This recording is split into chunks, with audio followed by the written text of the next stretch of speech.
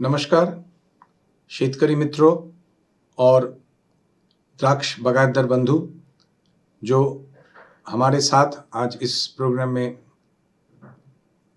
जुड़े हुए हैं, उन सभी को मेरी और मेरी जो संस्थान है द्राक्ष संशोधन संस्थान, उसके तरफ से नमस्कार।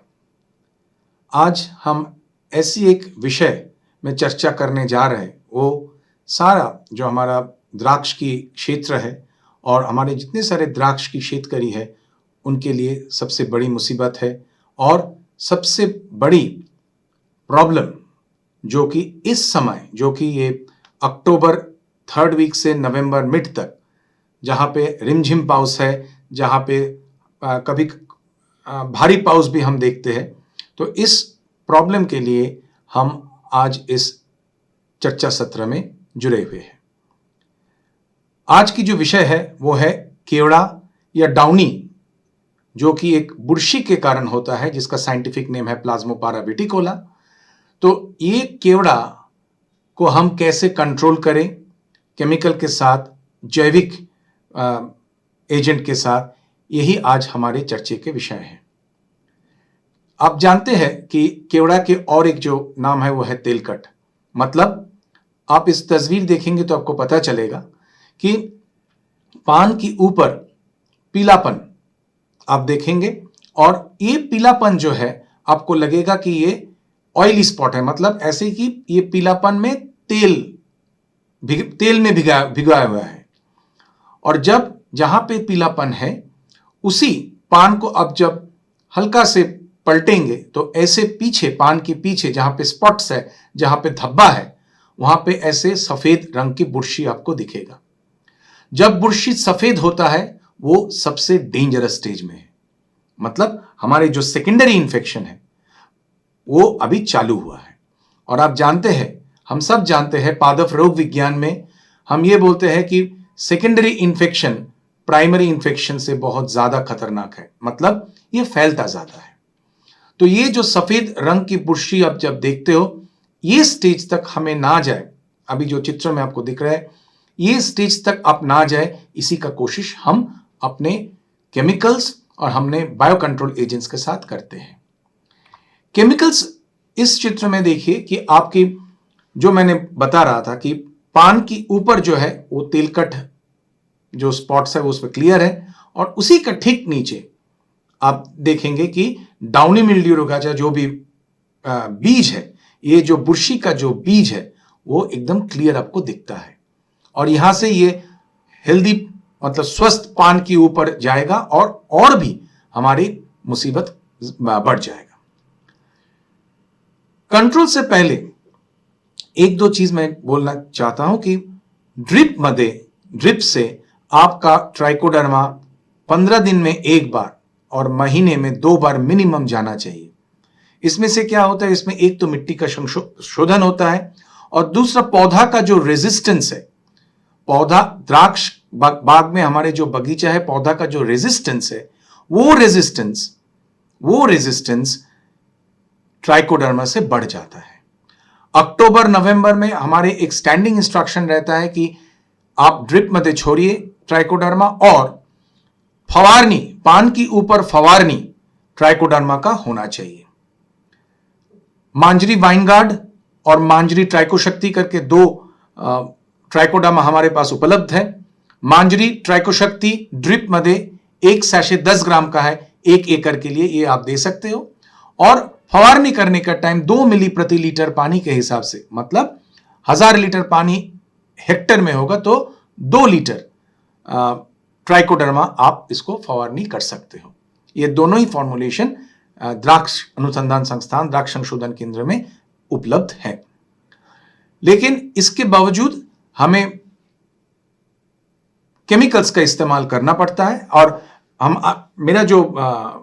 मैंने जो फील्ड्स पे अभी बाग में घुमा हूं और जहां जहां मैं देख रहा हूं, तो मोस्ट ऑफ द, ज्यादा से ज्यादा जितने भी बगीचा है वो इस स्टेज में है। मतलब जहां पे अर्ली प्रूनिंग है उसके बारे में मैं नहीं बात कर रहा हूं, क्योंकि जहां पे अभी प्रूनिंग हुआ है, 7-10 पान की स्टेज पे है, कहीं पे फूटना चालू हुआ है, ये स्टेज हमारे लिए सबसे महत्वपूर्ण है, क्योंकि इस स्टेज में हमें सबसे अच्छा से अच्छा अंतर प्रवाही बुरशीनाशक जो है उसका इस्तेमाल करना है। क्यों करना है? क्योंकि ये जो नवीन पान है, तो नवीन पान में आप अपना अंतर प्रवाही बुरशीनाशक को यूज करेंगे तो नवीन पान की शोषण क्षमता ज्यादा होता है। शोषण क्षमता ज्यादा होने के कारण आपके जितने अच्छा अंतर प्रवाही बुरशीनाशक है, जैसे कि डाइमेथोमॉर्फ, मैंडीप्रोपामाइड जो भी है, आप इसको फवारनी करेंगे तो फिर ये पान अपने हिसाब से शोषण करके केमिकल को अंदर खींच लेगा और प्राइमरी और सेकेंडरी इंफेक्शन दोनों से ही इसका हम प्रतिकार कर सकते हैं। हम ये भी बोलते हैं कि इस स्टेज में आप जब अंतरप्रवाही बुरशीनाशक यूज कर रहे हो, उसके साथ एक स्पर्श जनित बुरशीनाशक यूज करना भी जरूरी है, क्योंकि अंतरप्रवाही बुरशीनाशक अंदर से और स्पर्श जनित बुरशीनाशक बाहर से, ये दोनों टोटल कंट्रोल, पूर्ण व्यवस्थापन हमें जरूरत है। ये स्टेज जो मैं फिर दिखा रहा हूं, ये है सबसे सेंसिटिव स्टेज, बहुत ही सेंसिटिव सबकेन स्टेज है। 30-35 दिन का बाद ये जो पान की स्टेज है, नवीन फूट है, एकदम हेल्दी लीव्स दिख रहा है, यही स्टेज में हमें बुरशीनाशक व्यवहार करना जरूरी है, और वो भी अंतरप्रवाही बुरशीनाशक। हम वेदर एडवाइजरी देखेंगे, हम देखेंगे हमारे जो बगीचा है वो प्रोटेक्टेड है कि नहीं है तो जरूर करना है तो रिपीट करना है, क्योंकि ये जो ससेप्टेबल और ये जो वल्नरेबल स्टेज है, मतलब ये जो स्टेज है जहां पे बुरशी ज्यादा से ज्यादा आक्रमण कर सकता है, ये जो स्टेज है जहां पे कीड़ा हमारे सर दर्द हो सकता है, ये जो स्टेज है जहां पे कीड़ा हमारे द्राक्ष के लिए मुसीबत हो सकता है, ये हमें एकदम खत्म करना है। तो ये जो स्टेज है, ये स्टेज को हम अपने दिमाग में पूरा अच्छा से घुसा लेंगे, और इसी स्टेज में हमें अंतरप्रवाही बुरशीनाशक जो कि हमारा एनेक्सर 5 में रिकमेंडेड है उसका इस्तेमाल करना है। कीड़ा रोग के लिए हमें बहुत सारे बुरशीनाशक हम रिकमेंड करते हैं। ये जो है उच्च जोखिम ची, मतलब हाई रिस्क बुरशीनाशक, ये जो बुरशीनाशक है, ये बुरशीनाशक आप यूज कर सकते हैं, लेकिन कीड़ा की जो बुरशी है जो कि प्लाज्मोपारा विटिकोला के नाम पे जाना जाता है, ये बुरशी ये सारे फंजीसाइड्स के अगेंस्ट में थोड़ा बहुत रेजिस्टेंस डेवलप कर चुका है। वो कौन सा बुरशीनाशक है? ये इसका 2 ग्रुप है। एक है क्विनोन आउटसाइड इनहिबिटर, जैसे कि फेनामिडॉन, फेमोक्साडॉन, एजॉक्सिस्ट्रोबिन, पायराक्लोस्ट्रोबिन और क्रिसॉक्सिमेथाइड। मैं इसका बाजारी नाम नहीं बोल रहा हूं, आप लोग सब जानते हैं इसका बाजारी नाम क्या है। फिनाइलामाइड बुरशीनाशक मतलब मेटालैक्सिल एम, कभी कभी बेनालैक्सिल एम, लेकिन ऐसी बात नहीं है कि ये बुरशीनाशक हम देंगे तो बीमारी कम नहीं होगा। मेटालैक्सिल एक बेहतरीन बुरशीनाशक है जो कि बहुत अच्छा कंट्रोल देता है। बेनालैक्सिल, मेटालैक्सिल एम, मेफेनॉक्साम, बेनालैक्सिल एम, ये सारे जो केमिकल्स है कंट्रोल तो जरूर देता है, लेकिन इसमें रेजिस्टेंस रिस्क ज्यादा है। मतलब केमिकल जो है इसके अगेंस्ट में हमारे जो बुरशी है, ये बुरशी का जो इफेक्टिवनेस वो उतना ज्यादा भी नहीं हो सकता है। तो हमारे लिए कौन सी रिकमेंडेड है? जैसे कि मैंने आपको बताया कि CAA बुरशीनाशक, कार्बोक्सिलिक एसिड अमाइड्स, डाइमेथोमॉर्फ, इप्रोवैलिकार्ब या मैंडीप्रोपामाइड। डाइमेथोमॉर्फ 1 ग्राम, मैंडीप्रोपामाइड 1.5 ग्राम और इप्रोवैलिकार्ब भी 1 to 1.5 ग्राम पर लीटर ऑफ वाटर। 1 हेक्टेयर में 1000 लीटर, 1 एकड़ में 400 लीटर। ये हम यूज करेंगे। इनिशियल 30 से 35 दिन में 2 राउंड फवारनी जरूर जाना चाहिए। ऐसे मत सोचेंगे कि जब बीमारी आएगा तब हम स्प्रे करेंगे, नहीं। हैबिट स्प्रे और क्यूरेटिव स्प्रे हम पहले से ही कर देंगे कि पान के अंदर जाके केमिकल छुपे रहे, कि हमारा बुरशी कहीं पे भी आक्रमण करे तो वो उसको कंट्रोल कर पाए। 40 दिन के बाद जब फ्लावरिंग, 40-45 दिन के बाद जब फ्लावरिंग चालू होता है, उसी टाइम पे हमारा रिकमेंडेशन यह है कि आप उसमें साइमोक्सिनिल मैंकोजेब का इस्तेमाल कर सकते हो।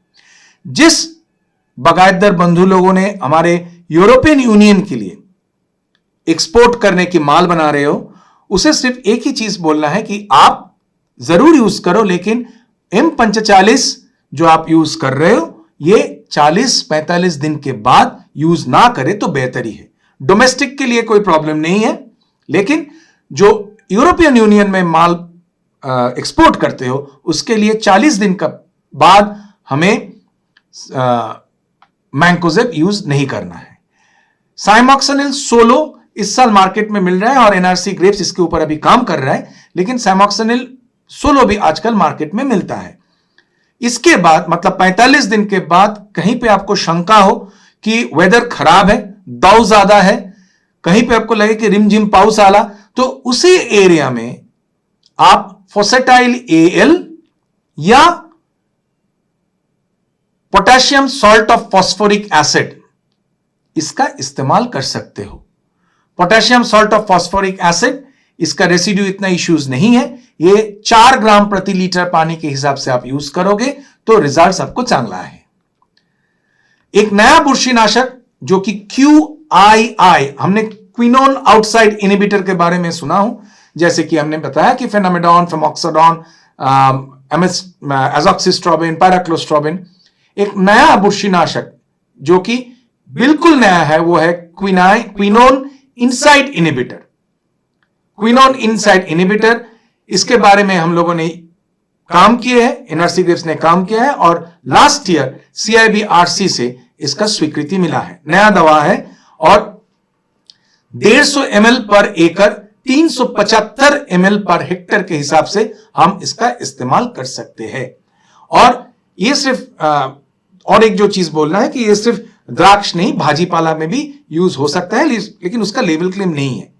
अमिसल्ब्रोम आप 35 दिन का पहले 2 फवारनी करेंगे तो उसमें आपका कंट्रोल अच्छा मिलेगा और ये पान के ऊपर ठीक से बैठ जाता है, अंदर घुस जाता है, कहीं कहीं पान के ऊपर जो हरापन है वो लौटा के लाता है। तो ये सब देख के, और ना सिर्फ क्यूरेटिव है, एक अच्छा सा